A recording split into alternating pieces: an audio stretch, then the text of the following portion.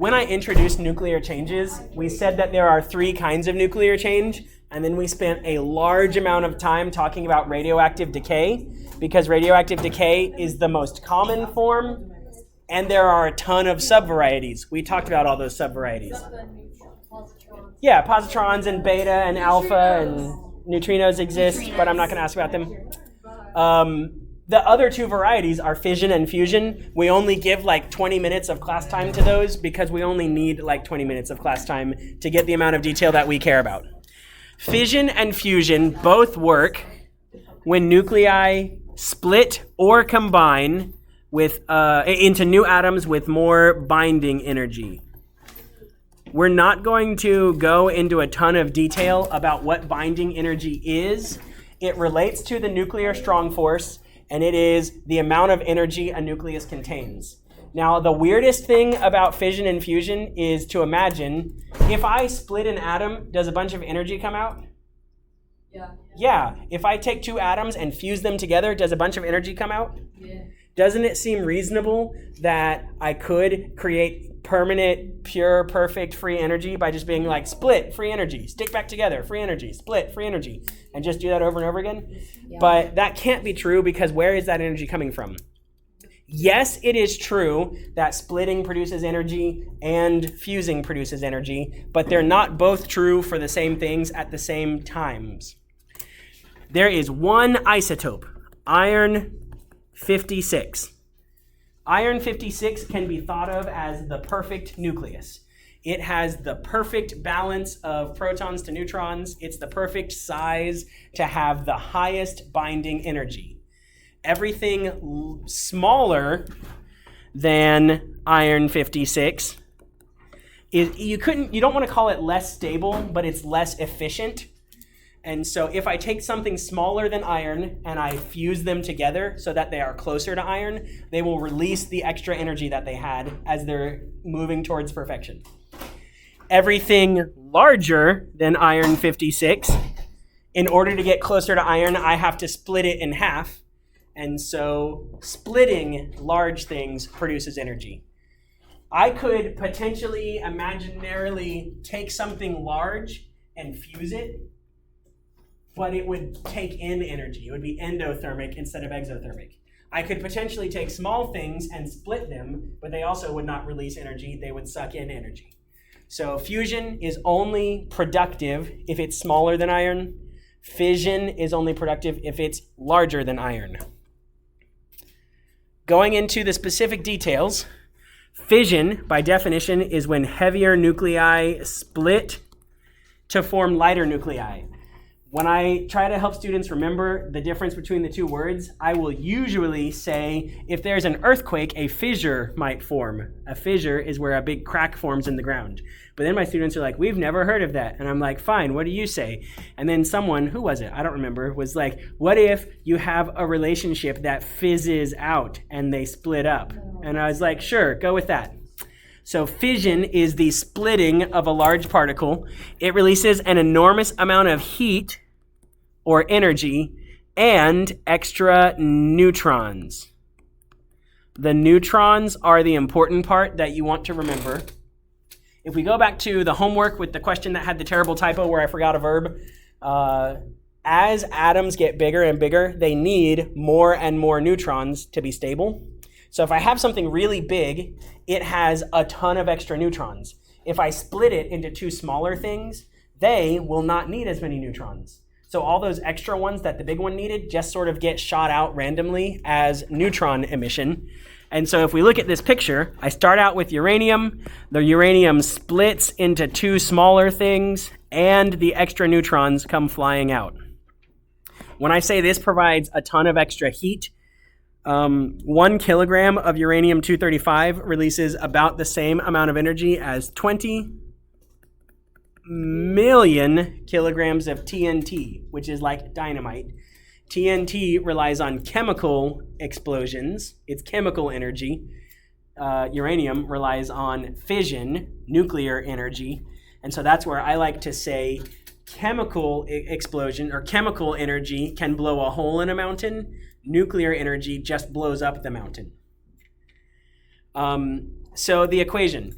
Don't look at any of these numbers. I didn't like these numbers. I just liked the picture a lot. We're going to use the numbers from the word problem.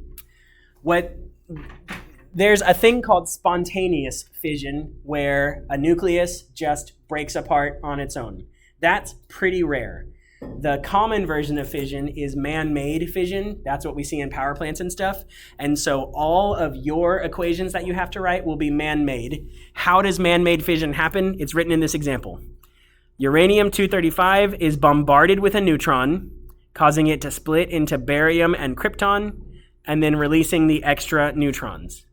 So when I ask you to write a fission equation, you will always need to start with your large particle, uranium-235, and you always need to include that we're shooting a neutron at it.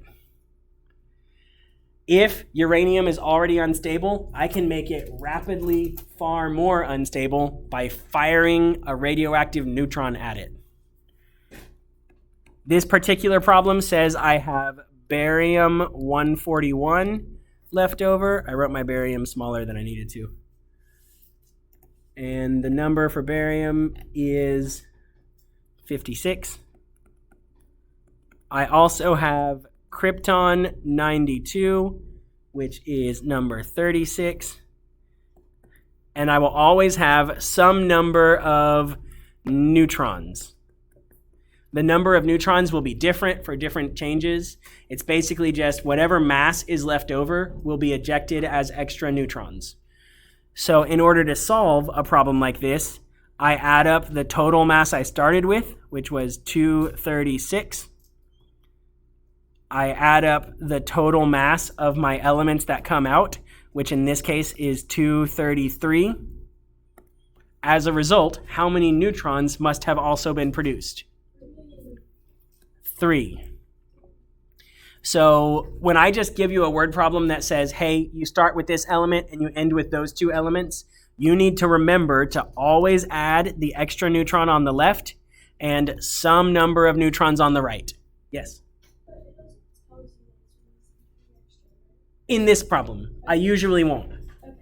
I usually will say you start with uranium-235, you end with barium-141 and krypton-92. What happens? And so you have to remember that neutrons are involved. And so fission will be the most complicated equation that we deal with in nuclear because it's easy to forget to mess with those neutrons. A chain reaction is something you've heard of. A chain reaction is something that happens when one thing reacts and its results and more things reacting. If shooting a neutron at uranium is what causes it to react, then when it shoots out 3 more neutrons, those 3 neutrons will probably go and cause 3 more fission reactions. And then those will probably go cause 9 more fission reactions, and those will cause 27. So fission is actually really, really helpful in power plants because it takes very little energy to get it started. In fact, most of our effort in a power plant is not how do I get the energy started, it's how do I keep it contained, because it's going to exponentially go out of control unless I can absorb extra neutrons in order to slow down the reaction. Our whole goal in nuclear is slow it down so we can contain it. The other place that we see fission reactions is in atom bombs or nuclear bombs, although nuclear is a little bit more of a broad term. Do you have questions about nuclear fission? Fusion is fortunately even simpler. Fusion, if you need help remembering the word fusion, I like to think of Asian fusion restaurants, which is where you take a bunch of different cultural foods and combine them all into one menu.